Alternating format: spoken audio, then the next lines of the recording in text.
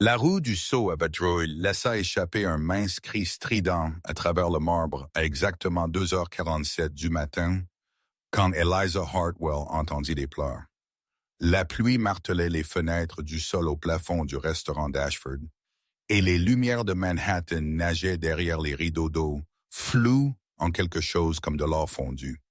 Eliza s'arrêta à mi-coup, cheveux châtains tirés en arrière en une queue de cheval désordonnée. Son uniforme gris s'assombrissait et humide de sueur après 3 heures d'affilée à récurer des sols que personne ne remarquerait jamais.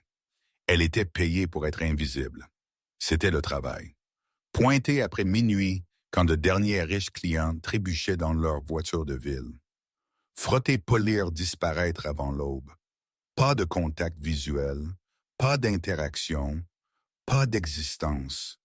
Seulement le marbre brillant qu'elle laissait derrière elle. Mais les pleurs changèrent tout. Cela venait de la salle à manger privée à l'arrière du restaurant. Une voix de jeune femme, brisée, terrifiée, le genre de sanglots qui vivent dans la poitrine et se frayent un chemin à travers la gorge. Les mains d'Eliza se serrèrent sur le manche de la vadrouille. Chaque instinct de survie qu'elle avait développé au cours de 20 ans de foyers d'accueil et d'emploi invisibles lui criait de se retourner, de prétendre qu'elle n'entendait rien, de finir son service et de disparaître dans les rues gorgées de pluie d'une ville qui ne l'avait jamais une seule fois remarquée. Eliza se dirigea vers le son de toute façon. Ses baskets ne faisaient aucun bruit sur le sol poli. Elle avait appris il y a longtemps comment se déplacer sans être détectée, comment exister dans les espaces entre l'attention, comment devenir si petite que le monde oubliait de la chercher. La porte de la salle à manger privée était légèrement ouverte. Une lumière chaude se déversait par la fente. Eliza se pressa contre le mur et jeta un œil à l'intérieur. Ce qu'elle vit lui arrêta le cœur. Une table en acajou s'étendait sur toute la longueur de la pièce. Des lustres en cristal projetaient une lumière dorée sur des assiettes qui coûtaient plus que son loyer mensuel. À la tête de la table était assis un homme en costume anthracite si parfaitement taillé qu'il semblait peint sur ses larges épaules. Conrad Ashford. Elle ne l'avait jamais vu d'aussi près auparavant. Il possédait cet immeuble, ce restaurant, et selon les rumeurs chuchotées parmi le personnel de jour, la moitié de l'économie souterraine de Manhattan, cheveux foncés balayés en arrière d'un visage qui appartenait aux couvertures de magazines, une mâchoire qui pouvait couper le verre, des yeux qui contenaient le vide particulier d'un homme qui avait ordonné des morts et dormi profondément après. Mais ce n'était pas Conrad qui fit geler le sang d'Elisa. C'était la fille à genoux devant lui. 22, peut-être 23 ans, mascara coulant sur ses joues comme des larmes noires. Sa robe de créateur déchirée à l'épaule, ses mains jointes dans une prière à laquelle personne dans cette pièce ne répondrait. Un homme massif se tenait derrière elle, mains cicatrisées, yeux morts. Derek Cross, chef de la sécurité. Eliza l'avait vu une fois auparavant, fumant devant le quai de chargement, et quelque chose dans ses tripes lui avait dit de ne jamais le laisser voir son visage. Trop tard maintenant. Le regard de Derek se déplaça, attrapa quelque chose dans sa vision périphérique.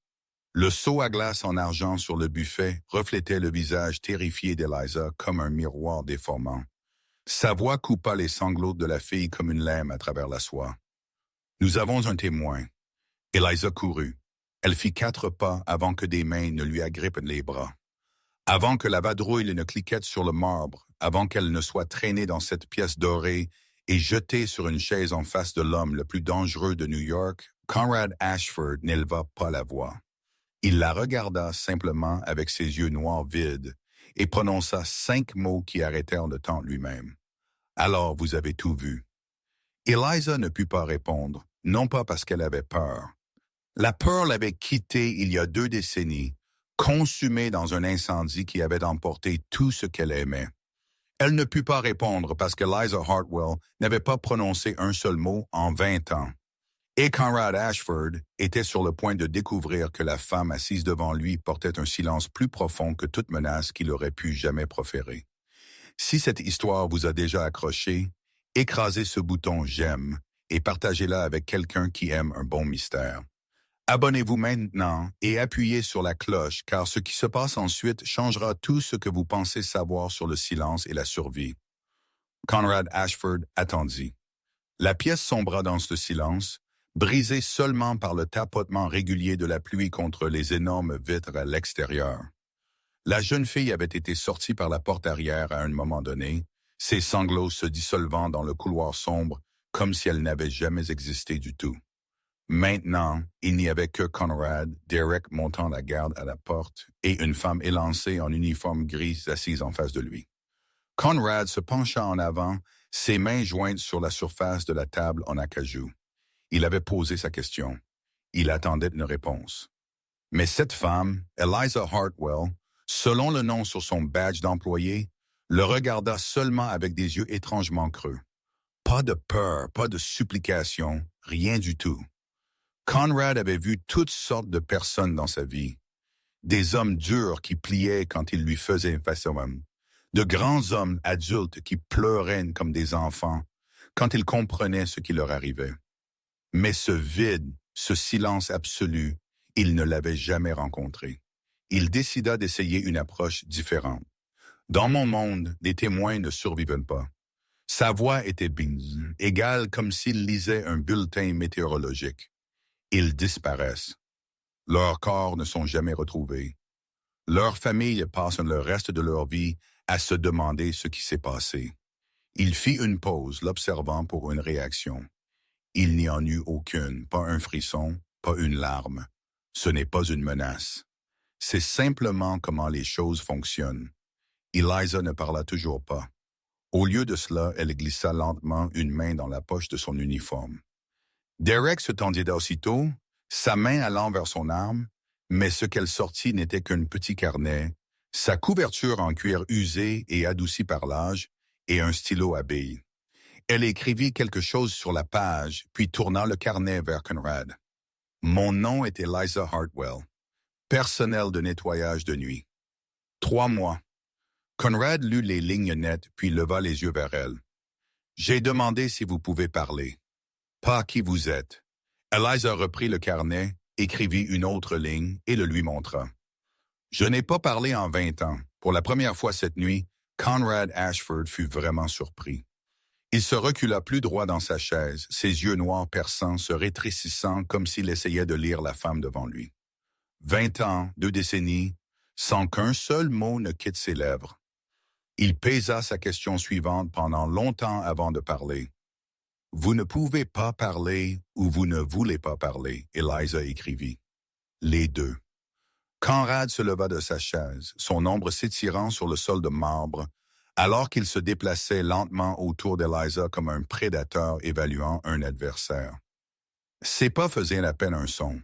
« Pourquoi n'avez-vous pas crié quand ils vous ont attrapé » demanda-t-il derrière elle. La plupart des gens crieraient. Eliza ne tourna pas la tête. Elle écrivit sa réponse et leva le carnet pour qu'il puisse le lire d'où il se tenait. Crier signifie que vous croyez que quelqu'un vous sauvera. J'ai arrêté de croire il y a longtemps. Conrad s'arrêta. Il lut la ligne une fois, puis encore. Et ensuite il fit le tour pour lui faire face. Il la regarda, et cette fois, il y avait quelque chose de différent dans ses yeux. Plus le regard d'un chasseur mesurant sa proie. C'était de la curiosité, de l'intérêt, le regard d'un homme qui venait de découvrir une énigme qu'il ne pouvait pas encore résoudre. Vous êtes soit très courageuse, soit vous êtes complètement brisée, dit-il lentement. Eliza écrivit, « Quelle est la différence? » Un moment passa entre eux. La pluie continuait de tomber dehors. Le lustre en cristal projetait toujours sa lumière dorée chaude sur cette pièce somptueuse, mais quelque chose avait changé dans l'air. Conrad Ashford, l'homme qui avait fait trembler une ville entière, regardait cette nettoyeuse de nuit comme si elle était la créature la plus mystérieuse qu'il eût jamais rencontrée. Il était sur le point de dire quelque chose de plus quand la porte s'ouvrit en grand. Derek entra, le visage tendu, le calme qu'il portait habituellement, complètement disparu. « Patron, nous avons un problème. » Sa voix était urgente. Un gros. Conrad se tourna vers son chef de la sécurité, ses sourcils se fronçant. L'interrogatoire avait été écourté, mais il avait le sentiment que la nuit était loin d'être finie, et la femme silencieuse assise sur cette chaise était d'une manière ou d'une autre au centre de tout cela. Derek n'attendit pas la permission. Il marcha droit vers la table en acajou et posa une épaisse enveloppe brune. Sans un mot, il l'ouvrit et sortit une pile de photographies, les éventant devant Conrad comme un jeu de cartes mortelles. Conrad regarda les photos. Ses sourcils se froncèrent. Eliza, assise à quelques pas, ne pouvait pas voir ce qu'il y avait dedans, mais elle pouvait voir la façon dont l'expression de Conrad changeait de curieuse à grave, de grave à dangereuse. « Expliquez », ordonna Conrad. Derek pointa chaque photographie. Quelqu'un prend des photos d'elle depuis 3 semaines, différents lieux, différentes heures. Il poussa les photographies plus près de Conrad, son appartement au-dessus du restaurant chinois à emporter à Chinatown, l'épicerie du coin, la station de métro, et ici il tapota une photo avec son doigt. La porte arrière de notre restaurant, différents angles, différents jours. Conrad prit une des photographies et l'étudia attentivement. Dans chaque, le visage d'Eliza était encerclé à l'encre rouge, comme si quelqu'un marquait une cible. Avant cette nuit, dit Conrad, son ton n'étant pas une question. Derek hocha la tête avant qu'elle ne voie quoi que ce soit dans cette pièce. Conrad se tourna pour regarder Eliza et pour la première fois depuis qu'elle avait été traînée ici. Elle réagit. Ses yeux s'écarquillèrent. Sa main serra le carnet si fort que ses phalanges blanchirent. Elle n'avait pas peur de Conrad. Elle avait peur de quelque chose d'autre. Quelque chose du passé. Conrad glissa les photographies vers elle. Eliza baissa les yeux et son cœur sembla s'arrêter pour la 2e fois cette nuit. Une photographie montrait la fenêtre de son appartement. L'angle était depuis l'immeuble d'en face. À travers le mince rideau, on pouvait distinguer sa silhouette allongée sur le lit. Quelqu'un l'avait regardée pendant qu'elle dormait. Quelqu'un avait tout su de sa vie et elle n'avait jamais su. « Vous n'êtes pas un témoin accidentel, » dit Conrad lentement.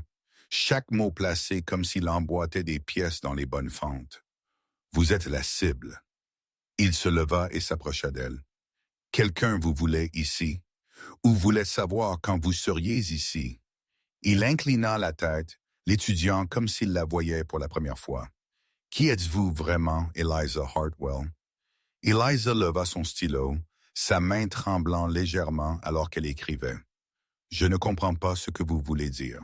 Je suis personne. » Conrad lut la ligne et laissa échapper un rire doux, sans humour. Personne n'est photographié pendant 3 semaines. Il se tourna vers Derek. « Où était-elle avant de travailler pour nous? » « Nous vérifions, » répondit Derek. Son dossier personnel montre qu'elle a travaillé dans au moins 12 endroits au cours des 10 dernières années. Jamais plus de 6 mois nulle part. Pas d'amis, pas de famille listée, pas d'empreinte sur les médias sociaux. Elle est comme un fantôme. Conrad hocha la tête comme si cela confirmait quelque chose qu'il avait déjà soupçonné. Il regarda de nouveau Eliza. « Vous resterez avec moi jusqu'à ce que je sache qui vous chasse. » « Et pourquoi? » Eliza écrivit rapidement et lui tendit le carnet. « Je ne suis pas votre prisonnière. »« Non, » répondit Conrad, sa voix douce comme du velours mais dure comme de l'acier. « Vous êtes mon invité. C'est juste que mes invités ne sont pas autorisés à partir. » Avant qu'Eliza ne puisse protester, Derek parla de nouveau. « Une chose de plus, patron. » Il sortit une feuille de papier de l'enveloppe. « Nous avons retracé la source de ces photographies. La personne qui la surveille a des liens avec une entreprise de sécurité privée, la plus grande de la côte Est. » Il posa le papier sur la table. « Solution de sécurité Blackwell. » Le bruit du stylo frappant le sol de marbre retentit dans le silence. Eliza l'avait laissé tomber sans s'en rendre compte. Ses mains tremblaient, pas le léger tremblement d'avant. C'était violent, comme si ce nom avait frappé quelque chose de profond en elle, un souvenir enfoui qu'elle ne pouvait atteindre. Blackwell. Elle connaissait ce nom. Elle ne pouvait pas se souvenir d'où, ne pouvait pas se souvenir pourquoi. Mais son corps se souvenait. Son corps criait d'un avertissement de toutes les manières qu'il connaissait. Conrad observa sa réaction, ses yeux noirs perçants saisissant chaque détail. « Vous connaissez ce nom, pas une question. » Eliza voulait secouer la tête, voulait le nier, mais ses mains tremblantes l'avaient déjà trahi. Il y avait quelque chose dans son passé, quelque chose qu'elle avait enfoui si profondément qu'elle avait oublié son existence. Et maintenant cela retrouvait son chemin. 4h30 du matin, et la pluie tombait toujours sans pause sur les rues de Manhattan. Conrad conduisit Eliza dans le parking souterrain par une cage d'escalier de service dont elle n'avait même pas connu l'existence durant ses 3 mois de travail ici. La voiture qui attendait était une berline noire, ses vitres si fortement teintées qu'on ne pouvait rien voir de l'extérieur. Et ce qui attira le plus l'attention d'Eliza fut qu'elle n'avait pas de plaque d'immatriculation. Derrick lui ouvrit la porte arrière et Conrad glissa de l'autre côté. Personne ne parla alors que la voiture quittait le garage et fusionnait dans le mince trafic de fin de nuit. Eliza regarda par la fenêtre, les gouttes de pluie coulant sur la vitre comme des larmes. Manhattan défilait devant elle. La ville où elle avait vécu pendant 10 ans, mais à laquelle elle n'avait jamais vraiment appartenu. Les gratte-ciels, les enseignes néons clignotantes, la rue qu'elle avait parcourue 1000 fois sans que personne ne la voie jamais. Elle était un fantôme dans sa propre vie. Conrad ne dit rien tout le long du trajet, mais dans le reflet sur la fenêtre, Eliza sut qu'il la regardait dans le rétroviseur. Ses yeux noirs ne manquaient rien sur son visage. La voiture s'arrêta devant un immeuble de 40 étages dans l'Upper East Side.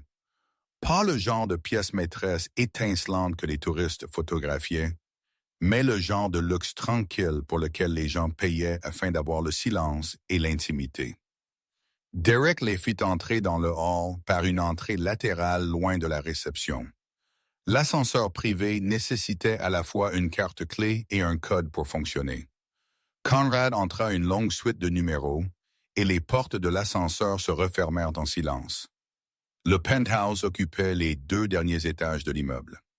Quand les portes s'ouvrirent, Eliza entra dans un salon plus grand que l'appartement dans lequel elle vivait depuis 3 ans. Des baies vitrées regardaient Central Park. La forêt verte au cœur de la ville n'était maintenant qu'une faible tache sombre dans le rideau de pluie. Mais ce n'était pas l'opulence qui arrêta Eliza dans son élan. C'était la femme en fauteuil roulant près de la fenêtre. Elle avait des cheveux bruns tombant sur ses épaules, des yeux brillants étincelants, et le sourire le plus chaleureux qu'Eliza ait jamais vu. Le contraire complet de Conrad. S'il était l'obscurité, alors cette femme était la lumière. « Frère, tu ramènes une femme à la maison à 4 heures du matin, dit-elle, sa voix teintée de taquinerie. Première fois en 5 ans. Dois-je être excité ou inquiète? » « Ni l'un ni l'autre, répondit Conrad, sa voix toujours froide, mais adoucie par quelque chose de faible quand il lui parla. Elle est ici pour sa propre sécurité. Ah, alors c'est la situation habituelle, mon frère, kidnapper quelqu'un, dit-elle, roulant plus près d'Eliza, son sourire ne s'effaçant jamais. Je suis Geneviève, la petite sœur du kidnappeur. Eliza ne savait pas comment répondre. Elle sortit son carnet, sur le point d'écrire quelque chose, mais Geneviève remarqua immédiatement. Vous communiquez avec un carnet, pas une question. Il n'y avait pas de pitié dans son ton, pas de curiosité excessive, juste une simple reconnaissance. J'aime les gens qui savent écouter. Ils sont rares. Eliza écrivit rapidement et lui tendit le carnet pour qu'elle le lise. La plupart des gens ne remarquent pas ceux qui savent écouter. Geneviève le lut, puis rit à voix haute. Le son était clair et net, résonnant à travers la vaste pièce. La plupart des gens sont des idiots. Conrad se tenait près des portes de l'ascenseur, regardant les 2 femmes parler. Quelque chose changea dans son expression, ne serait-ce que pour un instant. Pour la première fois depuis des années, il vit sa sœur vraiment rire. Pas le sourire poli qu'elle offrait aux visiteurs, pas le sourire qui masquait la douleur qu'il savait qu'elle portait. Un vrai rire, naturel, Comme si cette femme silencieuse avait d'une manière ou d'une autre d'atteindre la partie de Geneviève qu'il pensait avoir perdue il y a longtemps. Vous savez, dit Geneviève à Eliza, sa voix plus petite maintenant. Il n'est pas aussi dangereux qu'il veut que les gens le croient. Eliza la regarda un long moment, puis écrivit quand elle tendit le carnet à Geneviève. Il y avait quelque chose de différent dans ses yeux. Compréhension, je n'ai pas peur des gens dangereux. J'ai peur de ceux qui prétendent qu'ils ne sont pas dangereux. Geneviève lut la ligne et le sourire sur sa bouche s'estompa lentement. Pas avec tristesse, avec reconnaissance, parce que la phrase avait touché quelque chose de profond en elle. Une vieille blessure, un souvenir douloureux. Elle leva son regard vers Eliza avec des yeux qui avaient complètement changé. Conrad était toujours là, debout. Il avait entendu chaque mot, et pour la première fois, il se demanda qui était vraiment cet homme silencieuse, et quelle blessure lui avait appris à comprendre la douleur d'une autre personne avec une telle profondeur. 6 heures du matin, et Eliza ne pouvait toujours pas dormir. Elle s'assit près de la fenêtre du salon, relevant ses genoux sur la chaise, regardant Manhattan se réveiller lentement en dessous. Le salon que Conrad lui avait montré était plus luxueux que n'importe quel endroit où elle avait jamais séjourné. Mais aucune opulence ne pouvait chasser les pensées tourbillonnant dans sa tête. Les photographies, le nom Blackwell, ce sentiment obsédant de familiarité qu'elle ne pouvait pas expliquer. La première lumière de l'aube commença à percer la couche nuageuse, lavant le ciel d'un rose pâle et d'un orange doux. Central Park émergea progressivement dans la nouvelle lumière. Une forêt verte au milieu d'une ville de béton, d'une beauté à couper le souffle, mais Eliza ne pouvait pas ressentir la beauté. Elle ne ressentait que le vide. Le bruit des roues de fauteuil roulant sur le bois la fit tourner la tête. Geneviève roulait vers elle, les cheveux bruns légèrement ébouriffés par le sommeil, mais ses yeux toujours brillants comme ils l'avaient été la nuit dernière. Ne pouvait pas dormir non plus. Eliza secoua la tête, Geneviève plaça sa chaise à côté d'Eliza et s'arrêta là où elle pouvait regarder par la fenêtre ensemble. Les deux femmes restèrent assises en silence pendant longtemps, regardant le soleil se lever lentement au bord de l'horizon. « Il y a 5 ans, je pouvais marcher, » dit Geneviève soudainement, sa voix aussi légère qu'un souffle. « Je pouvais courir, je pouvais danser. J'aimais danser. » Elle marqua une pause, son regard toujours fixé sur la distance. « Maintenant, je suis assise ici et je regarde le lever du soleil à travers cette fenêtre et je me demande ce que cela ferait de me tenir debout dans la rue là-bas. » Eliza sortit son carnet et écrivit une question simple. « Que s'est-il passé? » Geneviève le lut puis laissa échapper un soupir discret. « Un accident de voiture. Mon frère conduisait. » Elle le raconta brièvement, sa voix égale comme si elle avait rejoué l'histoire 100 fois dans son esprit. Il fuyait l'un des ennemis de Conrad. Une nuit pluvieuse comme ce soir.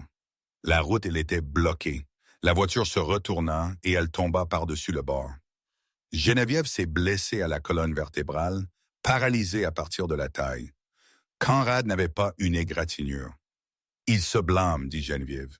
Chaque jour, chaque heure, il a bâti tout cet empire pour me protéger. Mais je pense qu'il essaie vraiment de se punir. » Elle se tourna pour regarder Eliza. « Il pense que s'il est assez fort, assez riche, assez puissant, personne ne pourra jamais me faire du mal à nouveau.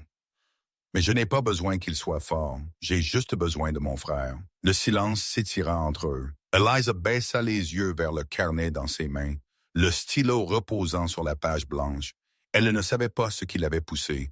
Peut-être était-ce la sincérité dans la voix de Geneviève. Peut-être était-ce la façon dont elle partageait sa douleur sans rien exiger en retour. Peut-être était-ce simplement qu'après 20 ans, Eliza était trop fatiguée pour porter le poids seule, écrivit-elle. Sa main tremblait légèrement. J'ai perdu ma voix quand j'avais 7 ans. Geneviève lut la ligne mais ne parla pas. Elle ne fit pas pression, elle ne fouilla pas, elle attendit seulement. Cette patience, ce respect pour l'espace d'une autre personne fit qu'Eliza continua d'écrire. Dans un incendie, mes parents sont morts. Geneviève prit une profonde inspiration, mais resta silencieuse. Vous ne pouvez pas parler physiquement, demanda-t-elle doucement. Hailey écrivit la réponse, et cette fois sa main trembla plus. Je peux. Je choisis de ne pas le faire. Elle marqua une pause, fixant ce qu'elle avait écrit, puis continua. Parce que le dernier mot que j'ai jamais dit était le nom de ma mère. Une autre ligne et elle n'a jamais répondu. Geneviève lut ces lignes. Ses yeux s'humidifièrent, mais aucune larme ne tomba. Elle comprit. Eliza n'avait plus besoin d'expliquer. Elle comprit ce que cela signifiait d'appeler le nom de quelqu'un en désespoir et de ne recevoir que le silence en retour. Personne ne parla. Geneviève tendit la main et prit la main d'Eliza. Sa main était chaude, douce, et elle serra doucement comme une promesse qui n'avait pas besoin de mots. Les deux femmes restèrent assises là, l'une qui avait perdu ses jambes, l'une qui avait perdu sa voix, regardant le lever du soleil en silence. Une lumière orange dorée se déversa dans la pièce, repoussant l'obscurité de la longue nuit. Et dans le couloir derrière elle, Conrad Ashford se tenait dans l'ombre et avait entendu chaque mot. Il était venu vérifier Geneviève comme il le faisait chaque matin, mais il s'arrêta quand il entendit leur conversation. Ses yeux noirs froids tenaient quelque chose de différent maintenant.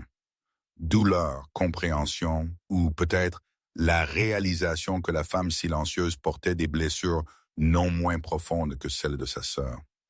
Il partit sans un bruit, laissant les deux femmes dans la lumière de l'aube, mais cette image, leurs mains jointes étroitement, resterait dans son esprit longtemps. Ce même après-midi, Conrad convoqua Eliza dans son bureau. La pièce était située au niveau supérieur du penthouse, 3 murs de verre donnant sur la ville. Le mur restant couvert de bout en bout de livres et de dossiers. Derrick attendait déjà, un épais paquet de documents dans ses mains. Eliza s'assit dans la chaise en face du bureau de Conrad, se sentant comme si elle entrait dans un autre interrogatoire. Mais cette fois, elle n'était pas une suspecte. Elle était un sujet. Rapport. Conrad ordonna à Derrick. Derrick ouvrit le dossier. Eliza Hartwell, 27 ans, orpheline à l'âge de 7 ans. Parents morts dans un incendie de maison à leur domicile dans les banlieues de New York il y a 20 ans. Eliza resta assise écoutant quelqu'un lire sa vie comme un présentateur de nouvelles lit un bulletin. La cause officielle de l'incendie était une fuite de gaz. Pas d'enquête criminelle. Elle fut adoptée peu après par Walter Jennings. Il était l'ami proche de son père. Derrick tourna une page. Pendant les 20 années suivantes, elle vécut comme un fantôme. Pas d'amis, pas de relations amoureuses, pas de compte de médias sociaux. 12 emplois différents au cours des 10 dernières années. Tous des travaux invisibles. Nettoyage, plonge, rangement d'étagères la nuit. Personne ne se souvient de son visage. Personne ne sait qu'elle existe. Il ferma le premier dossier et en ouvrit un autre. Mais ceci est la partie intéressante. Conrad se pencha en avant, ses yeux noirs fixés sur Derrick. Thomas Hartwell, son père, n'était pas juste un comptable ordinaire. Il travaillait pour Meridian Financial Group, l'un des plus grands conglomérats financiers de son temps. Derrick posa une vieille photographie sur le bureau. Un homme d'âge moyen avec des yeux gentils et un sourire chaleureux. Eliza le fixa et son cœur se sentit comme s'il était écrasé dans un poing. Son père. Elle n'avait pas vu ce visage en 20 ans.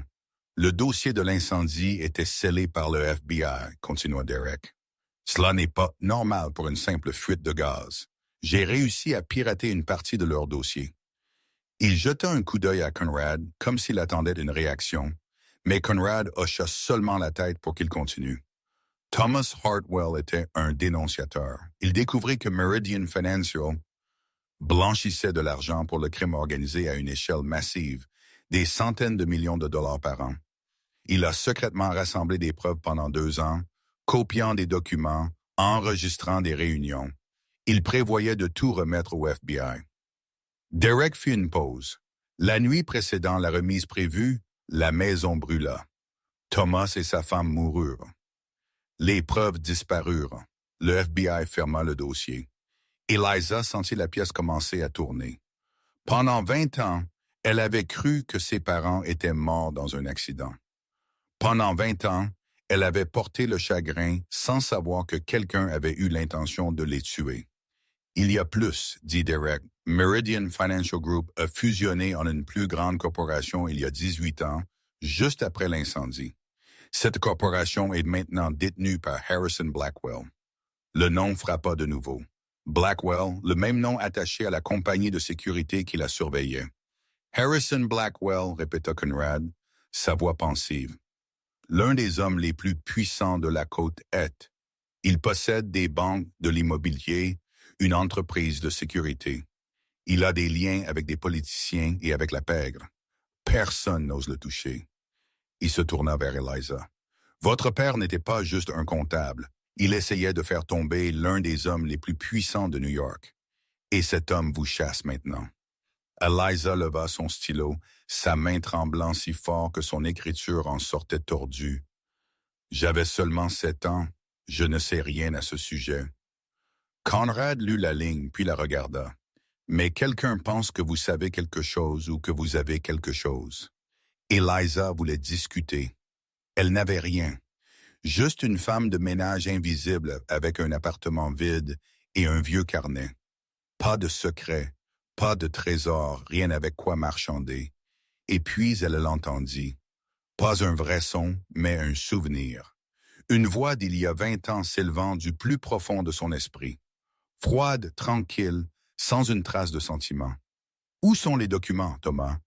Dites-moi et je laisserai votre femme vivre. Eliza devint rigide dans sa chaise. Elle ne pouvait pas se souvenir d'un visage. Elle ne pouvait pas se souvenir de détails. Mais cette voix, elle se souvenait de cette voix. Elle l'avait suivie à travers les cauchemars pendant 20 ans, et elle s'était toujours dit que c'était seulement l'imagination. Sa main trembla violemment alors qu'elle écrivait. Il était là la nuit où mes parents sont morts. J'ai entendu sa voix. Conrad lut les mots, une compréhension s'aiguisant dans ses yeux noirs. Il regarda Eliza et pour la première fois, elle vit quelque chose comme du respect dans son regard. Vous n'êtes pas juste un témoin de ce qui s'est passé dans mon restaurant la nuit dernière, dit-il lentement. Vous êtes le seul témoin vivant de ce qui s'est passé il y a 20 ans. La pièce tomba dans le silence. Au-delà du verre, Manhattan bougeait comme toujours, inconsciente que dans ce penthouse, le passé se frayait un chemin de retour, prêt à recouvrer une dette en retard de 20 ans. Le lendemain à 10h du matin, Derek frappa à la porte du bureau de Conrad avec un air tendu sur son visage. Il y a un homme plus âgé dans le hall de l'immeuble. Il exige de voir Eliza Hartwell. Conrad leva les yeux de la pile de paperasse. Qui est-il? Il affirme qu'il est celui qui l'a élevé pendant 20 ans. Walter Jennings, le nom fit que Conrad marqua une pause. L'ami proche du père d'Eliza, l'homme qui l'avait recueilli après l'incendie. Faites-le monter. 10 minutes plus tard, les portes de l'ascenseur s'ouvrirent et un homme entra dans le penthouse. Walter Jennings ressemblait exactement à la description du dossier. 58 ans, cheveux poivre et sel, un visage gentil ridé par les rides de quelqu'un qui s'inquiète trop. Il portait une vieille veste aux épaules usées, ressemblant plus à un enseignant à la retraite qu'à quoi que ce soit de suspect. Eliza se tenait près de la fenêtre quand elle le vit. Un visage familier dans une mer d'étrangers. La seule personne qui avait été là après la tragédie. L'homme qui lui avait donné un toit quand elle n'avait plus rien. Eliza, ma chère. Walter se précipita vers elle, ses yeux s'humidifiant. Je t'ai cherché partout quand tu n'es pas rentré. J'étais morte de peur. Eliza sortit son carnet et écrivit rapidement. Je suis en sécurité, oncle Walter. Walter lut la ligne, puis leva son regard vers Conrad, qui se tenait à quelques pas, les yeux noirs observant tout. En sécurité? Demanda Walter, sa voix s'aiguisant soudainement. Avec cet homme, il se tourna pour faire face à Conrad. Je sais qui vous êtes, Monsieur Ashford. Je sais ce que vous faites. Alors vous savez aussi qu'elle est plus en sécurité ici qu'ailleurs, répondit Conrad. Sa voix parfaitement stable. Elle n'est en sécurité nulle part près de votre monde. Walter grogna presque. C'est une enfant innocente. Elle n'a rien à voir avec ce que vous faites. Conrad ne réagit pas à la colère de Walter. Au lieu de cela, il observa. Quelque chose n'allait pas chez cet homme. Pas la façon dont il parlait, les mots inquiets, les gestes de préoccupation, mais la façon dont il regardait Eliza. Pas comme un père terrifié de perdre son enfant, comme quelqu'un terrifié de perdre le contrôle, comme si Eliza était une possession lui échappant des mains. Quelqu'un a surveillé Eliza, dit Conrad abruptement, depuis les 3 dernières semaines. Savez-vous quelque chose à ce sujet? La réaction de Walter rendit Conrad certain que son instinct était juste. L'homme devint pâle. Pas le choc de quelqu'un qui entend cela pour la première fois, mais la panique de quelqu'un qui savait exactement ce qui se passait. Surveillant, Walter balbutia. Qui? Pourquoi? Solution de sécurité Blackwell. Conrad étudia chaque scintillement sur le visage de Walter. Connaissez-vous ce nom? Walter déglutit. Non, je ne sais pas. Il mentit. Conrad le savait. Eliza le savait aussi. Elle regarda l'homme qui l'avait élevé pendant 20 ans, et pour la première fois, elle vit des fissures dans le masque qu'il portait. Walter se tourna vers Eliza, sa voix urgente. « Vous devez venir avec moi tout de suite. Je connais un endroit sûr. Je vous ai protégé pendant 20 ans. » Eliza ne bougea pas, écrivit-elle lentement, ses yeux ne quittant jamais le visage de Walter. « Je veux la vérité d'abord sur mes parents. » Walter se figea comme si elle l'avait giflé. « La vérité? Vos parents sont morts dans un incendie. C'est tout. » Eliza écrivit de nouveau. « Non, ce n'est pas tout, et vous le savez. » Le silence s'étira entre eux. Walter fixa Eliza, puis Conrad, puis de nouveau Eliza. Quelque chose changea dans ses yeux. La panique céda la place au calcul. « Ne fouillez pas dans le passé, Eliza, dit-il, sa voix baissant. Certaines choses devraient rester enfouies. » Sans attendre de réponse, il tourna le dos et entra dans l'ascenseur. Les portes se fermèrent. Il était parti. La pièce resta silencieuse jusqu'à ce que le téléphone de Derrick vibre. Il regarda l'écran, puis Conrad, son expression se durcissant. « Il a passé un appel la seconde où il est sorti de l'immeuble, » dit Derrick, s'éclaircit la gorge. « À qui? » Conrad demanda, même s'il connaissait déjà la réponse. Le numéro privé de Harrison Blackwell. Eliza ne pouvait pas respirer. La pièce semblait tourner. L'homme qui l'avait élevé pendant 20 ans. L'homme qui lui avait donné un foyer. La seule personne en qui elle avait eu confiance dans cette vie. Il appelait l'homme qui aurait pu tuer ses parents. Conrad ne donna pas à Eliza le temps d'absorber ce qui venait de se passer. Il se plaça devant elle, sa voix aiguisée comme une lame. Walter Jennings a contacté Harrison Blackwell dans les 60 secondes après avoir quitté cet immeuble. L'homme qui vous a élevé a des liens avec l'homme qui a pu tuer vos parents. Eliza ne voulait pas le croire.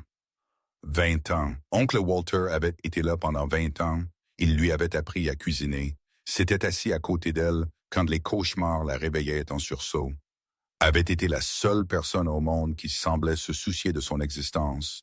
Mais son corps savait que c'était vrai.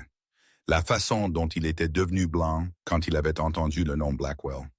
La façon dont il avait essayé de l'entraîner immédiatement. La façon dont il avait dit « Ne fouillez pas dans le passé » avec un désespoir qui glissait à travers son masque. Et puis le souvenir frappa, pas lentement, comme la brume se levant, comme un raz de marée, la projetant en arrière vers la nuit qui avait réécrit sa vie il y a 20 ans. Eliza, 7 ans, se réveilla au milieu de la nuit à l'odeur de fumée. Sa gorge brûlait, ses yeux piquaient. Elle courut dans le couloir et regarda en bas des escaliers. Feu. Les flammes avaient englouti tout l'étage inférieur. Des langues oranges et rouges léchant chaque marche comme des monstres affamés. Les cris de sa mère jaillirent de la chambre principale. La voix de son père suivit, brute de terreur et de désespoir. « Cours, Eliza, trouve oncle Walter. » Il attend dehors. La petite fille ne comprit pas. Pourquoi oncle Walter attendrait-il dehors au milieu de la nuit? Pourquoi son père ne courait-il pas avec elle? Mais elle obéit. Elle dévala les escaliers de service arrière, l'escalier pour le personnel que son père lui avait appris à utiliser en cas d'urgence. Et tandis qu'elle courait devant le salon, déjà en feu, elle entendit cette voix. Une voix d'homme étrange, froide, lente, vide de sentiments. Comme s'il demandait la météo au lieu de se tenir dans une maison en feu. « Où sont les documents, Thomas? Dites-moi et je laisserai votre femme vivre. » Les sanglots de sa mère, le son désespéré et brisé de quelqu'un qui savait que la mort arrivait. La voix de son père tremblant mais toujours dure. « Je ne le ferai jamais. » Et puis le silence. Un silence plus terrifiant que les cris. Seul le rugissement du feu restait comme un animal sauvage. La petite Eliza jaillit par la porte arrière, et Walter était déjà là, exactement comme son père l'avait dit, comme s'il savait précisément par quelle porte elle passerait et quand. « Viens avec moi, chérie. » Walter la souleva dans ses bras, sa voix douce. « Tout ira bien. » La petite Eliza regarda en arrière vers la maison. Les flammes avaient tout pris. La fenêtre de la chambre de ses parents brûlait comme l'enfer lui-même. Et elle fit la seule chose qu'elle regretterait pendant les 20 années suivantes. Elle cria « Mère ». Sa voix fendit l'obscurité, le cri plein d'espoir d'une enfant qui croyait encore que sa mère répondrait. Mais personne ne répondit, seulement le feu, seulement le silence. Ce fut le dernier mot qu'Eliza Hartwell prononça pendant 20 ans. Elle revint brusquement au présent, respirant difficilement. Conrad la regardait, ses yeux noirs ne manquant rien. Elle tremblait, mais elle ne pleurait pas. Ses larmes s'étaient taries il y a longtemps. Derrick parla, sa voix basse et grave. « J'ai trouvé plus de choses sur Walter Jennings. » Il posa un dossier sur le bureau. Il était le collègue de Thomas Hartwell chez Meridian Financial. Ils travaillaient dans le même bureau. Thomas faisait confiance à Walter, lui donna une tâche. Si quelque chose arrivait, protège Eliza. Derrick fit une pause, mais Walter le trahit. Il parla à Blackwell du plan de Thomas. Il connaissait l'attaque à l'avance. C'est pourquoi il était devant la maison cette nuit-là, attendant de prendre Eliza. Chaque mot que Derrick dit atterrit comme un couteau dans la poitrine d'Eliza. Walter était payé pour veiller sur vous pendant les 20 dernières années. Son travail était de s'assurer que vous ne vous souveniez jamais, ne cherchiez jamais la vérité. Chaque fois que vous montriez des signes de vouloir des réponses sur le passé, il l'arrêtait. Il était payé mensuellement depuis un compte secret lié à Blackwell. Eliza fixa ses mains, des mains tremblantes au-delà de son contrôle. 20 ans, elle avait cru que Walter était bon. 20 ans, elle lui avait été reconnaissante qu'il la sauve, l'élève, lui donne un foyer. 20 ans, elle avait été élevée par l'homme qui avait aidé à tuer ses parents. Son silence n'avait pas seulement été un choix. Walter l'avait gardée dans l'ignorance exprès. Elle avait été une prisonnière sans le savoir. Elle ramassa son stylo, sa main tremblant si fort que les mots étaient presque illisibles. Juste une ligne. Tout ce que je croyais était un mensonge. Elle posa le carnet, se leva, marcha vers la fenêtre. Manhattan s'étalait en dessous. Des millions de personnes vivant leur vie, inconscientes que dans ce penthouse, une femme venait de perdre les dernières pièces de ce qui lui restait. 27 ans de sa vie bâtis sur des cendres et des mensonges. Et maintenant même les cendres étaient parties. Cette nuit-là, Eliza était assise seule dans la pièce que Conrad lui avait assignée. Elle n'alluma pas les lumières. Seul l'éclat de la ville au-delà du verre se glissait à l'intérieur, peignant des traînées faibles et floues sur le sol. Elle était assise sur le lit, avec un oreiller pressé fort contre sa poitrine, fixant l'espace vide devant elle, sans vraiment rien voir. Tout ce qu'elle avait cru réel était un mensonge. L'homme qu'elle avait appelé Oncle Walter pendant 20 ans. L'homme qui lui avait appris à lasser ses chaussures. L'homme qui s'était assis à côté de son lit la nuit où elle se réveillait de cauchemars trempés de feu. La seule personne au monde dont elle pensait qu'elle se souciait d'elle était celle qui avait trahi son père. Celui qui avait vendu sa famille à un tueur. Celui qui était payé pour la surveiller comme on surveille une prisonnière. Un de silence. Elle avait toujours pensé que c'était son choix. Une façon de se protéger. Une façon de ne pas affronter la douleur. Mais maintenant, elle comprit que le silence avait fait partie du plan aussi. Walter l'avait gardée dans l'ignorance, s'assurant qu'elle ne demandait jamais, ne cherchait jamais, ne se souvenait jamais. Elle avait fait confiance à la mauvaise personne toute sa vie. Et si Walter était un menteur, alors qu'est-ce qui était réel d'autre?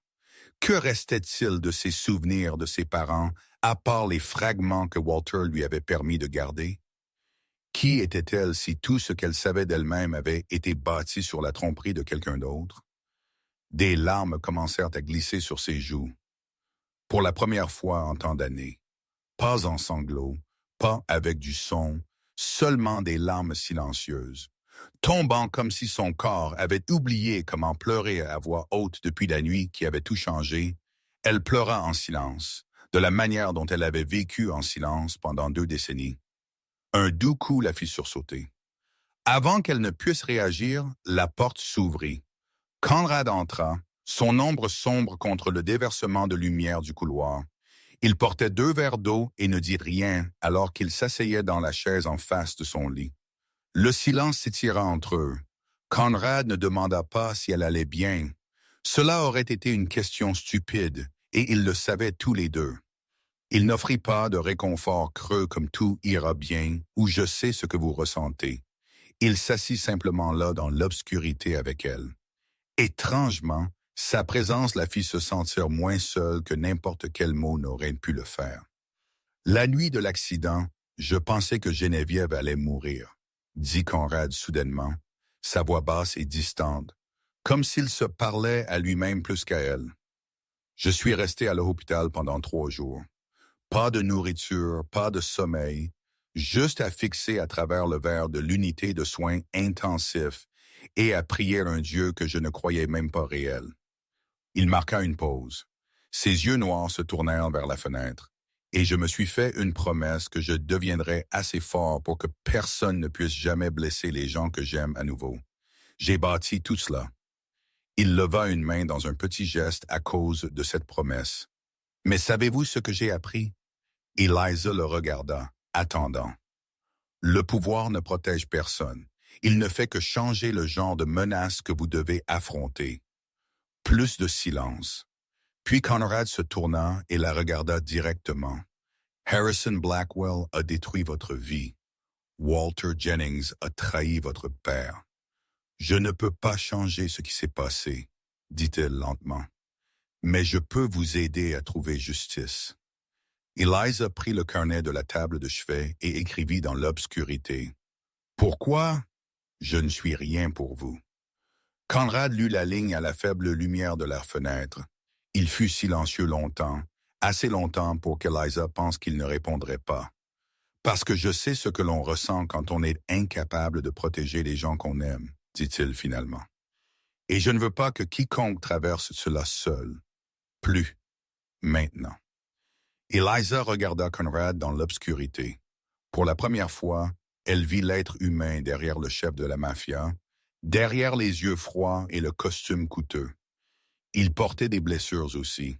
Il portait de la culpabilité. Il était seul à sa manière. 2 étrangers assis dans le noir, chacun d'eux portant des cicatrices que le monde ne pouvait pas voir. Elle écrivit lentement. « Vous n'êtes pas un monstre. » Conrad le lut et laissa échapper un rire discret sans humour. « Vous ne savez pas ce que j'ai fait. » Eliza écrivit de nouveau. « Je sais que vous aimez votre sœur. Les monstres ne savent pas aimer. » Cette fois, Conrad ne rit pas. Il la regarda un long moment, ses yeux noirs illisibles, puis il se leva et marcha vers la porte. Avant de partir, il se retourna. « Reposez-vous. Demain nous trouverons des réponses. » Eliza écrivit rapidement et leva le carnet. « Merci. » Conrad regarda les mots, puis elle. « Ne me remerciez pas encore. » La partie la plus difficile n'a même pas commencé. Il sortit et ferma la porte. Eliza était assise seule dans le noir. Mais cette fois, Elle ne se sentait pas aussi seule qu'avant. Le lendemain matin, Derek frappa à la porte du bureau de Conrad avec le visage d'un homme qui venait de trouver de l'or. « J'ai de nouvelles informations sur son père. » Conrad lui fit signe d'entrer. Eliza était déjà assise sur le canapé, son cornet reposant sur ses genoux. Derek étala un dossier sur le bureau. Thomas Hartwell laissa quelque chose derrière lui avant de mourir. Dans les dossiers scellés du FBI, il y a une mention d'une lettre qu'il écrivit à sa fille, conservée dans un endroit sûr. Il pointa une ligne dans le document. « Cet endroit serait la tombe de votre grand-mère au cimetière Holy Cross à Brooklyn. » Derek regarda Conrad. Il y a caché quelque chose là. Le FBI ne l'a jamais trouvé. Eliza sentit son cœur commencer à s'emballer. Son père lui avait laissé quelque chose. Après 20 ans, une partie de lui existait encore quelque part, l'attendant pour qu'elle le trouve. Avant que quiconque ne puisse dire un autre mot, le téléphone de Conrad sonna, un numéro inconnu. Conrad fixa l'écran un long moment, puis le mit sur haut-parleur. « Monsieur Ashford. » La voix qui remplit la pièce fit qu'Eliza devint rigide. Une voix d'homme, douce et chaleureuse. Comme un grand-père racontant une histoire au coucher à un enfant. Mais Eliza connaissait cette voix. Elle ne l'oublierait jamais. « Je crois que vous détenez quelque chose qui m'appartient. » Conrad ne broncha pas. « Je ne sais pas de quoi vous parlez. » La fille Hartwell. La voix resta enveloppée dans cette chaleur terrifiante. « Elle n'est pas votre préoccupation. Rendez-la à Walter, et nous pourrons tous faire semblant que rien de tout cela n'est jamais arrivé. Et si je ne le fais pas, » Harrison Blackwell laissa échapper un doux gloussement, un son comme des feuilles sèches chuchotant. « Je suis dans cette affaire depuis 40 ans, Monsieur Ashford. J'ai vu des empires s'élever et tomber. Le vôtre est encore très fragile. Pensez attentivement. » Le clic de fin d'appel retentit. Le silence s'installa sur la pièce. La main d'Eliza trembla alors qu'elle écrivait dans son carnet. Les lettres étaient tordues parce que ses doigts ne pouvaient pas se stabiliser. C'est lui. C'est cette voix. Elle leva le carnet, les yeux hantés. La voix de la nuit de l'incendie. Où sont les documents, Thomas? J'ai entendu cette voix dans mes cauchemars pendant 20 ans. Conrad lut les mots, sa mâchoire se crispant. Alors, nous allons à ce cimetière ce soir, avant que Blackwell ne découvre ce que votre père a laissé derrière lui. Derek parla. « Attention, cela pourrait être un piège. »« Tout est un piège, » répondit Conrad froidement. « La seule question est qui le déclenche en premier. » Le bruit des roues de fauteuil roulant sur le bois les fit tous les trois se tourner. Geneviève roula dans la pièce, son visage inquiet mais empreint de résolution.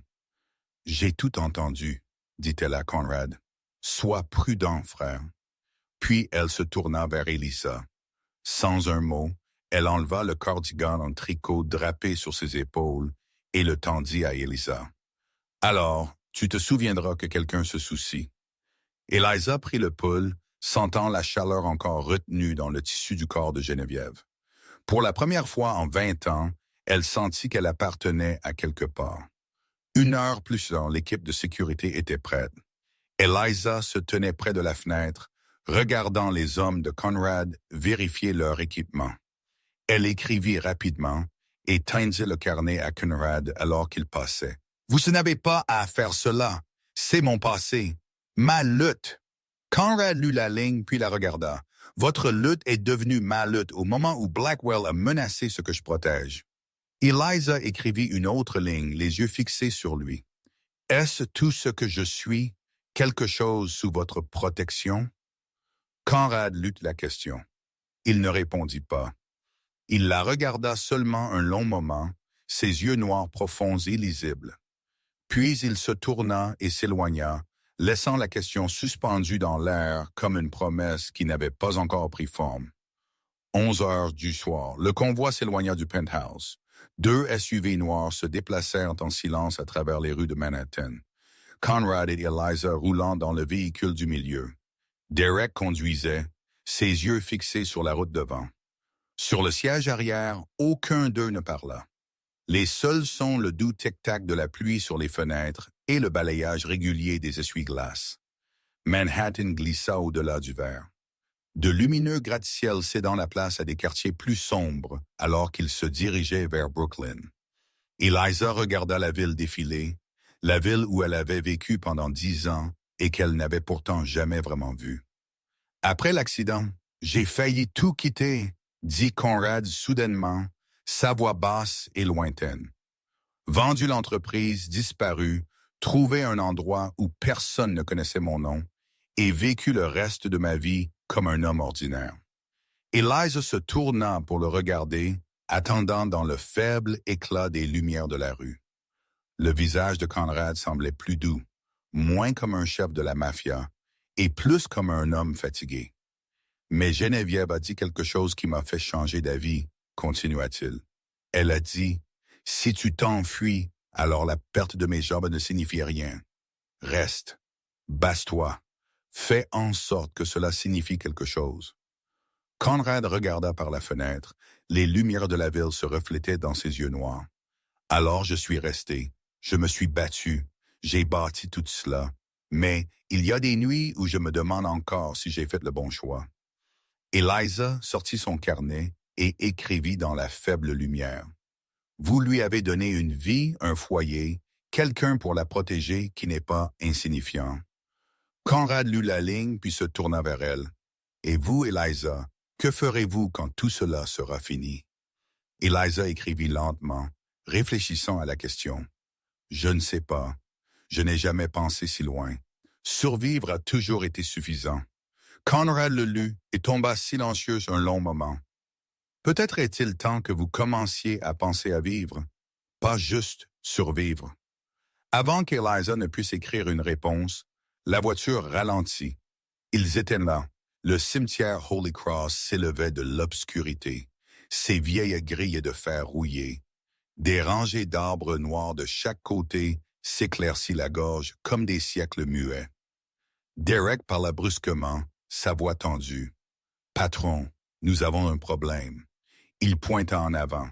Un véhicule était déjà garé à l'intérieur du cimetière, ses phares éteints, mais des silhouettes se déplaçaient toujours autour de lui. Conrad se pencha en avant, les yeux se rétrécissant. « Arrêtez la voiture. » Ils s'arrêtèrent à environ 100 mètres de la grille. À travers le pare-brise, Eliza put voir un homme debout à côté d'une tombe, tenu fermement par 2 hommes vêtus de noir. Son cœur sembla s'arrêter quand elle le reconnut. Walter Jennings. Ses mains étaient liées devant lui. Son visage était meurtri, un œil gonflé et fermé. Il avait été battu. Walter n'était pas ici par choix. Blackwell l'avait pris et l'avait forcé à montrer le chemin vers cet endroit. Derrick jura sous son souffle. « C'est un piège. Blackwell sait que nous arrivons. »« Alors nous lui donnerons ce qu'il veut, » dit Conrad froidement. Une rencontre. Il ouvrit la portière de la voiture et sortit. Eliza suivit, n'attendant la permission de personne. L'air de la nuit coupait froidement sa peau, l'odeur de terre humide et de feuilles pourries emplissant ses poumons. Walter la vit, ses yeux s'écarquillèrent, lourds de culpabilité et de peur. Il essaya de dire quelque chose, ses lèvres bougeant comme s'il suppliait. « Eliza, tu dois. » Un des hommes en noir enfonça un poing dans son estomac. Walter se plia en deux, un gémissement douloureux déchirant le silence du cimetière, et puis Eliza l'entendit. Le son des moteurs, pas un, plusieurs, venant de chaque direction. Des phares s'allumèrent, balayant le cimetière comme des faisceaux de recherche, éclairant les rangées de pierres tombales et transformant l'obscurité en un faux jour. Ils étaient entourés. 5 SUV noirs s'arrêtèrent, bloquant chaque sortie du cimetière. Les portes s'ouvrirent à l'unisson. Des hommes en costume noir sortant et se déplaçant avec la précision de personnes bien entraînées. Ils entourèrent Conrad, Eliza et le petit détail de sécurité en quelques secondes. La main de Derrick alla vers son arme, mais s'éclaircit la gorge. Conrad lui fit signe d'arrêter. Il les dépassait en nombre de 3 contre 1. Ce n'était pas le moment pour un mouvement imprudent. Le dernier véhicule était plus grand et plus élégant que les autres, glissant lentement dans le cimetière. Une Rolls-Royce noire brillante, le genre de voiture destinée aux hommes qui avaient l'argent pour acheter le monde et le pouvoir de le garder. La porte s'ouvrit. Un homme sortit. Harrison Blackwell. Il ne ressemblait pas à ce qu'Eliza avait imaginé. 65 ans, cheveux argentés comme du métal pur, peignés en arrière de son front, un visage bienveillant ridé par l'âge, un sourire chaleureux comme un grand-père sur le point d'emmener son petit enfant au parc un dimanche matin. Il portait un manteau en cachemire gris, ressemblant plus à une histoire de succès à la retraite qu'à l'homme qui avait ordonné la mort de ses parents, mais ses yeux le trahissaient. Froid, gris, pas une once d'humanité. Les yeux de quelqu'un qui avait ordonné des centaines de morts et dormait toujours profondément chaque nuit. Un monstre se cachant derrière un visage de grand-père.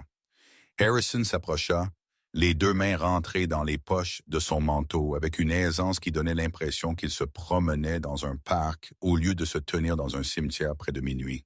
« Eliza Hartwell », dit-il, sa voix toujours chaude d'une manière qui donnait des frissons.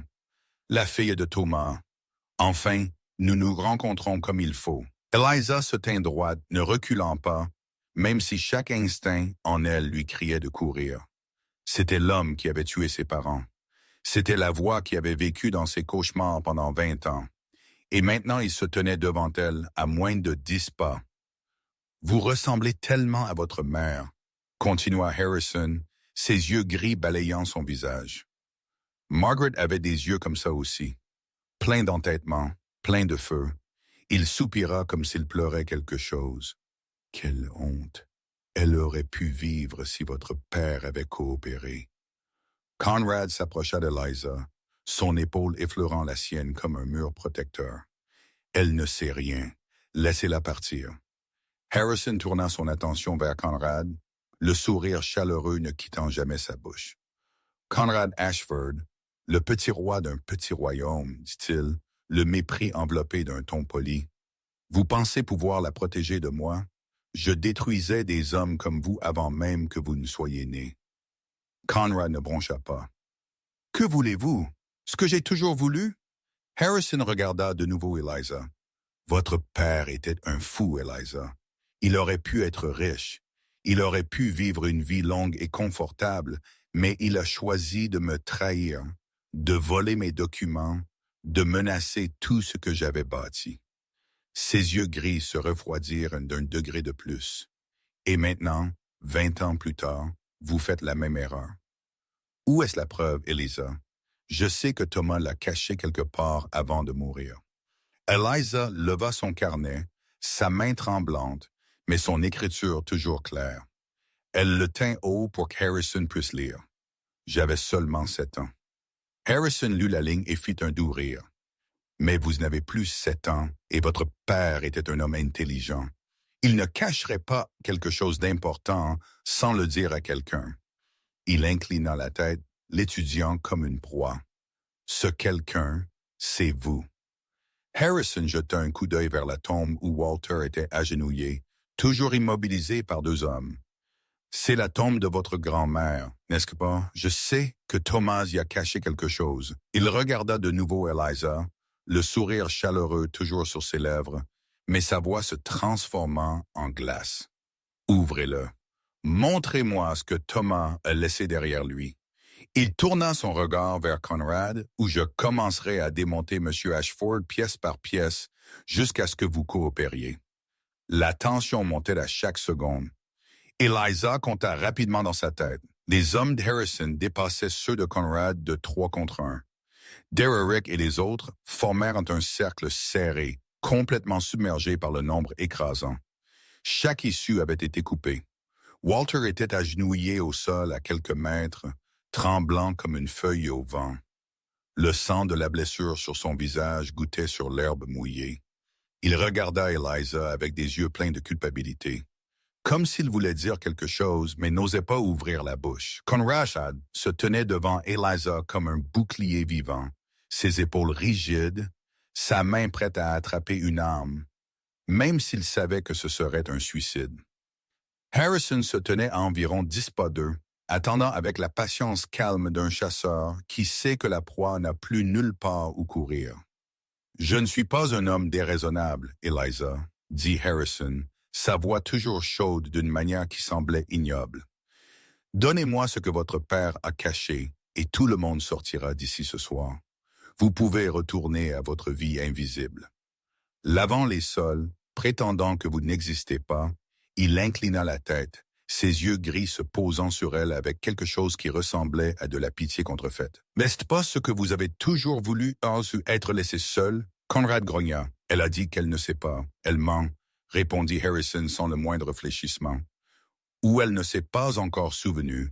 Mais cette tombe détient la réponse. J'en suis certain. » Il se tourna vers Conrad, le sourire toujours sur ses lèvres, mais son regard se transformant en glace. « Vous avez deux choix, Monsieur Ashford. Écartez-vous et laissez-la ouvrir cette tombe. Ou regardez vos hommes mourir un par un jusqu'à ce qu'elle décide de coopérer. » Un lourd silence s'installa sur le cimetière. Conrad se tourna vers Eliza, les yeux sombres, pleins d'inquiétude. Il ne prit pas la peine de cacher. Eliza regarda vers la tombe de sa grand-mère. 20 ans. Son père avait caché quelque chose ici il y a 20 ans. Et maintenant, c'était la seule chose qui pourrait les sauver ou les tuer. Elle leva son carnet et écrivit vite. « Laissez-moi essayer. » Conrad le lut et secoua la tête. Eliza. Elle écrivit une autre ligne, ses yeux fixés sur les siens. « C'est la seule voie. Faites-moi confiance. » Un moment passa entre eux. Conrad la fixa et Eliza put voir la bataille se dérouler derrière ses yeux. Finalement, il fit un signe de tête presque imperceptible et s'écarta. Eliza marcha vers la tombe, sentant chaque paire d'yeux la percer dans le dos. Son cœur battait si fort qu'elle pouvait l'entendre dans ses oreilles. Elle s'agenouilla devant la pierre tombale et lut le nom gravé dans la pierre sous l'éclat des phares. Eleanor Hartwell, sa grand-mère, une femme dont elle ne gardait que les plus faibles souvenirs, l'odeur de la tarte aux pommes et la chaleur de son rire. Les mains d'Eliza cherchèrent sous la base de la pierre, ses doigts s'explorant les coutures et les interstices. Elle ne savait pas ce qu'il y avait ici. Elle ne savait pas ce que son père avait caché. Mais elle avait un plan. Aussi fragile que ce fut, ses doigts touchèrent quelque chose. Métal, froid. Elle sortit une petite boîte incrustée de terre et de mousse après 20 ans sous terre. Cela avait été ici tout ce temps, l'attendant pour qu'elle le trouve. Harrison s'approcha, ses yeux gris s'éclairant d'une impatience qu'il ne prit pas la peine de cacher. « Ouvrez-le tout de suite. » Eliza se leva et se tourna pour lui faire face. La boîte était dans ses mains et elle sentit son poids, le poids de 20 ans de secrets et de souffrance. Elle ouvrit le couvercle lentement. À l'intérieur se trouvait une vieille enveloppe jaunie par l'âge et un ensemble de papiers pliés soigneusement froissés. Harrison sourit, le sourire d'un homme qui croit qu'il a déjà gagné. Finalement, Eliza sortit les papiers et tout changea. Eliza ouvrit l'enveloppe avec des mains tremblantes. À l'intérieur se trouvaient des feuilles de papier, de faibles lignes dessus comme s'il s'agissait de documents imprimés. Harrison s'approcha, ses yeux gris scintillant avec la faim d'un homme sur le point de mettre ses mains sur la chose qu'il avait chassée pendant 20 ans. « Donnez-les-moi, ordonna-t-il, sa voix n'étant plus enveloppée d'une fausse chaleur, maintenant aiguë d'urgence. Eliza ne les remit pas. Au lieu de cela, elle feuilleta les pages dans ses mains et regarda de plus près sous l'éclat des phares des véhicules autour d'eux, et son cœur sembla s'arrêter.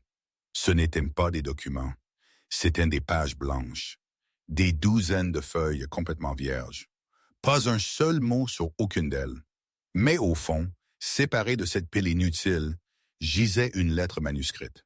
L'écriture familière fit brûler ses yeux. L'écriture de son père.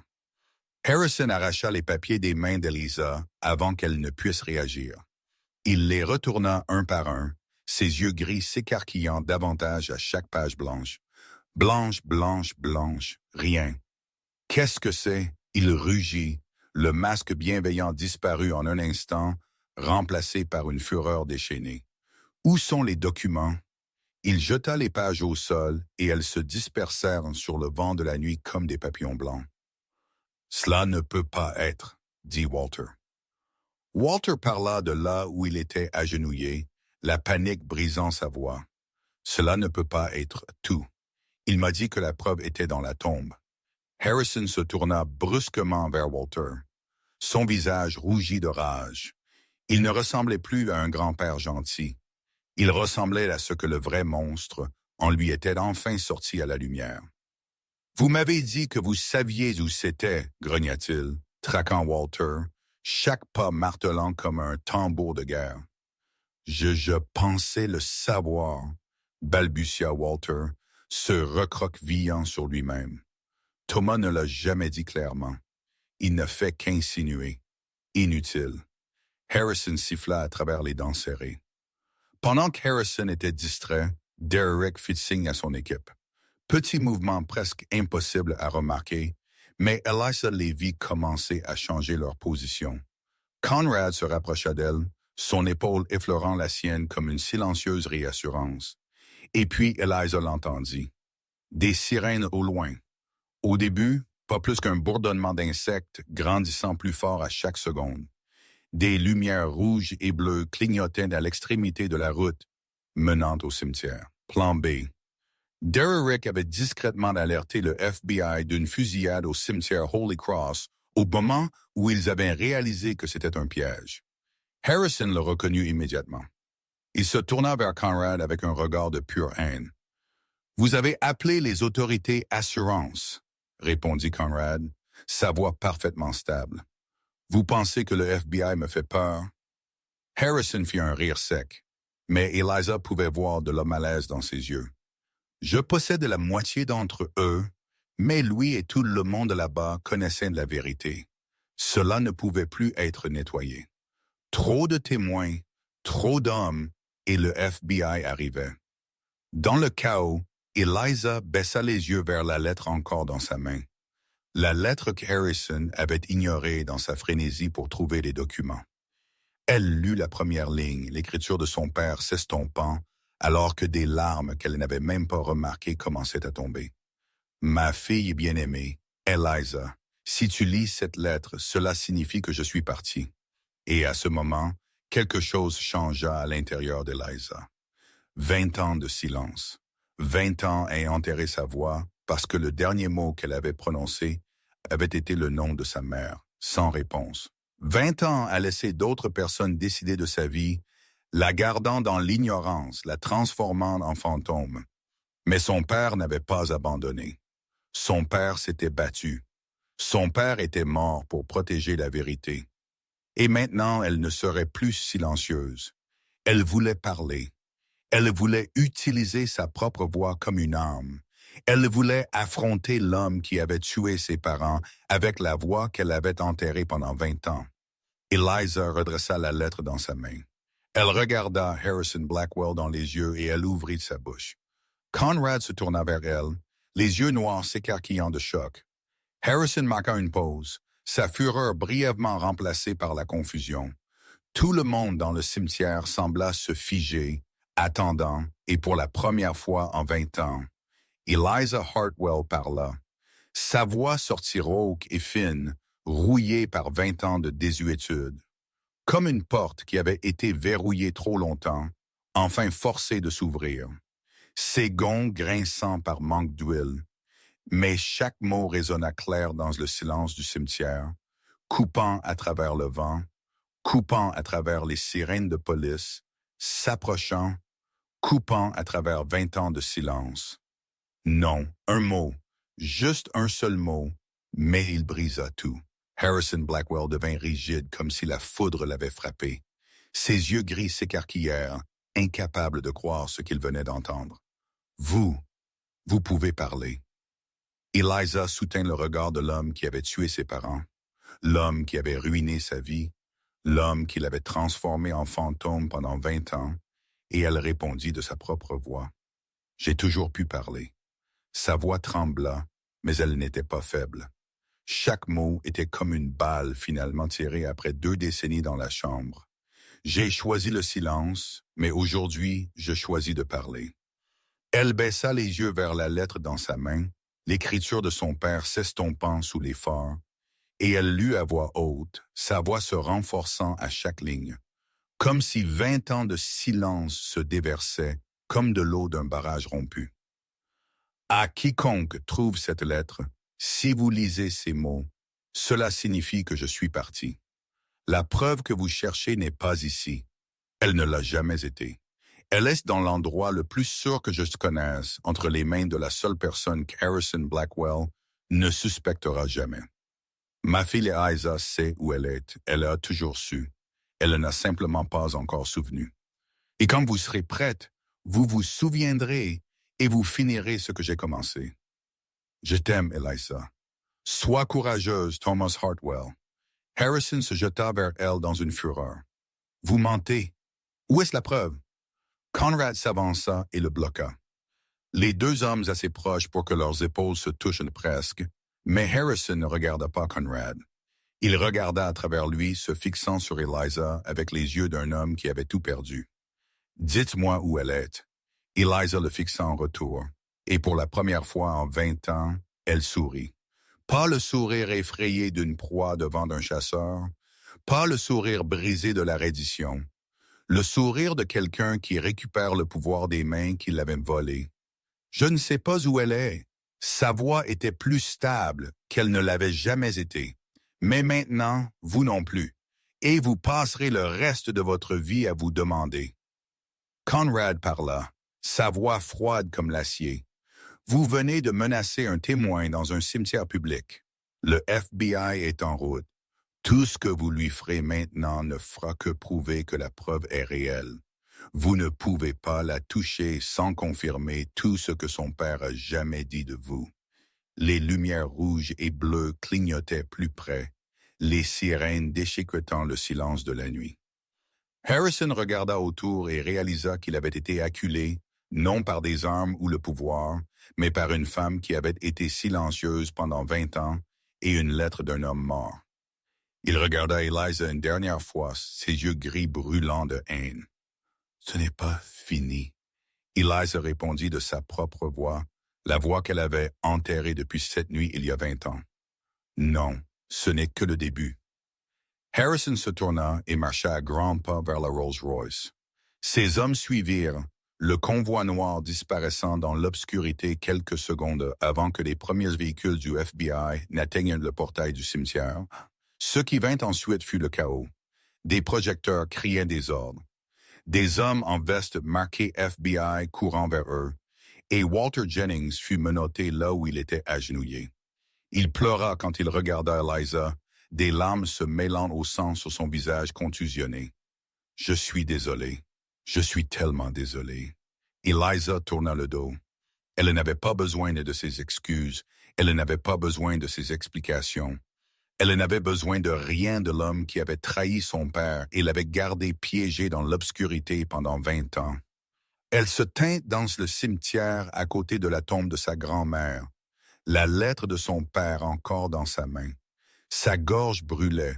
Chaque mot qu'elle avait forcé à sortir, se sentant comme s'il déchirait le tissu cicatriciel formé sur 2 décennies de désuétude. 20 ans de silence ne pouvaient pas disparaître en une seule nuit. Mais elle avait parlé. Elle s'était battue. Et elle avait gagné. Conrad vint se tenir à côté d'elle sans un mot. Il resta simplement là en silence, de la façon dont il l'avait fait dans la pièce sombre la nuit où elle s'était brisée. Et Eliza compris que parfois la présence de quelqu'un importe plus que n'importe quel mot ne le pourrait jamais. L'aube au penthouse. La première lumière d'un nouveau jour se déversa sur Manhattan comme une rivière d'or coulant entre les grands immeubles. Eliza se tenait près de la fenêtre, regardant la ville se réveiller en dessous. Sa gorge brûlait, chaque respiration comme avaler du verre brisé. Mais elle ressentit un soulagement, comme si la pierre qu'elle avait portée sur ses épaules pendant 20 ans avait finalement été déposée. Comme si elle pouvait respirer à plein poumon pour la première fois depuis la nuit où les flammes avaient tout volé, des pas doux derrière elle. Conrad vint se tenir à côté d'elle, 2 tasses de café dans ses mains. Il lui en offrit une sans un mot, et ils se tinrent ensemble en silence, regardant le soleil se lever lentement à l'horizon. Central Park passa du gris au vert à mesure que la lumière se répandait. Les premières voitures commencèrent à se déplacer le long des rues en dessous. La ville se réveillait, inconsciente que la nuit dernière, dans un cimetière de Brooklyn, une femme avait retrouvé sa voix. Eliza sortit son carnet et écrivit lentement parce que sa voix avait besoin de repos. Que se passe-t-il maintenant? Conrad lut les mots, puis regarda par la fenêtre. Le FBI enquêtera sur Blackwell. La lettre de votre père et le témoignage de Walter sont suffisants pour rouvrir le dossier. Ce ne sera pas rapide. Des hommes comme Blackwell ont des couches de protection, mais les murs commencent à se fissurer. Il fit une longue pause avant de continuer. Quant à vous, vous pouvez aller n'importe où maintenant. Une nouvelle identité, une nouvelle ville, une vie où personne ne connaît votre passé. J'ai les ressources. Je peux vous faire disparaître, Eliza écrivit, ses yeux toujours sur la vue extérieure. Est-ce ce que vous voulez? Que je disparaisse? Conrad ne répondit pas tout de suite. Il posa son café sur le rebord de la fenêtre et se tourna pour lui faire face. Pour la première fois, Eliza vit quelque chose de différent dans ses yeux noirs. Pas la froideur d'un chef de la mafia, pas la curiosité d'un homme résolvant une énigme, quelque chose de plus doux, quelque chose de vulnérable. « Où vous pouvez rester, dit-il, pas comme un témoin, pas comme quelqu'un que je protège, mais comme quelqu'un que je veux à mes côtés. » Eliza écrivit « Pourquoi? » Conrad fut silencieux longtemps, comme s'il cherchait les bons mots. « Parce que vous comprenez le silence, vous comprenez la perte. Et vous êtes la première personne depuis longtemps qui m'a regardé et n'a pas vu un monstre. » Eliza baissa les yeux vers le carnet, le stylo reposant sur la page. Elle pensa aux 20 dernières années, à sa vie invisible, aux pièces vides et aux emplois où personne ne se souvenait de son visage. Puis elle écrivit « Vous m'avez demandé pourquoi je n'ai pas crié. Parce que crier signifie croire que quelqu'un vous sauvera. J'ai arrêté de croire il y a longtemps. » Elle marqua une pause, puis écrivit de nouveau. « La nuit dernière, j'ai crié. J'ai parlé. J'ai utilisé ma voix. Peut-être suis-je prête à croire de nouveau. » Le bruit des roues de fauteuils roulant sur le bois brisa le moment. Geneviève roula dans le salon, un sourire malicieux sur ses lèvres. « Enfin, vous avez arrêté de vous regarder comme si vous ne saviez pas quoi faire. Je commençais à penser que je devrais écrire un scénario pour vous. » Tous trois rirent, un son rare dans un penthouse habitué au silence. Eliza regarda Manhattan, la ville qu'il avait ignorée pendant 20 ans, les immeubles imposants, les rues bondées, les visages inconnus. Tout cela avait été autrefois une toile de fond pour son existence invisible. Mais maintenant, tout se sentait différent. Elle avait survécu en devenant invisible. Maintenant, elle apprendrait comment vivre en étant vue. Une mauvaise nuit au mauvais restaurant avait tout changé. Cela révéla que ses parents avaient été assassinés, non perdus dans un accident. Que l'homme qui l'avait élevé pendant 20 ans était celui qui avait trahi son père. Que son silence n'était pas faiblesse, mais l'arme la plus forte qu'elle possédait. Et cela lui donna aussi quelque chose qu'elle n'avait jamais osé espérer. Un futur, un endroit où appartenir, et peut-être quelqu'un pour qui retrouver sa voix de nouveau. Et c'est là que nous laissons Eliza Hartwell et Conrad Ashford. Debout dans la lumière après des décennies dans le noir, faisant face à un futur qu'aucun d'eux n'aurait pu imaginer. Cette histoire nous offre une profonde leçon sur le pouvoir de la résilience et du courage. Parfois, les blessures les plus profondes ne sont pas sur le corps, mais dans l'âme. Et guérir n'est pas oublier le passé, c'est l'affronter et choisir d'avancer. Eliza fut silencieuse pendant 20 ans, mais ce silence n'était pas faiblesse. C'était comment elle avait survécu. Et quand elle fut prête, elle utilisa sa propre voix comme une arme pour réclamer justice. Dans la vraie vie, nous pouvons faire face à des moments qui nous donnent envie de reculer, de devenir invisibles, d'éviter la douleur. Mais souvenez-vous que parfois la personne qui nous comprend le plus est celle que nous attendons le moins. Et votre survie ne définit pas qui vous êtes. La façon dont vous vous relevez après être tombé est ce qui vous façonne vraiment. Si cette histoire a touché votre cœur, veuillez taper le bouton j'aime et la partager avec les gens que vous aimez. Abonnez-vous à notre chaîne et activez les notifications pour ne pas manquer plus d'histoires émouvantes chaque jour. Nous aimerions savoir comment vous vous sentez à propos de l'histoire d'Eliza. Retrouvera-t-elle pleinement sa voix? Harrison Blackwell fera-t-il face à la justice? Et Eliza restera-t-elle avec Conrad? Laissez un commentaire ci-dessous et partagez ce qui est dans votre cœur. Chaque commentaire est un encouragement précieux qui nous aide à continuer de vous apporter des histoires significatives. Merci d'être resté jusqu'à la toute fin. Le temps que vous avez passé à écouter cette histoire signifie vraiment beaucoup pour nous. Nous souhaitons à tous ceux qui regardent cette vidéo une bonne santé, une vie heureuse et la paix chaque jour. Souvenez-vous que l'adversité ne vous définit pas. Votre survie le fait, et parfois les gens qui nous comprennent le plus sont ceux que nous n'attendions jamais. Au revoir et nous vous verrons dans la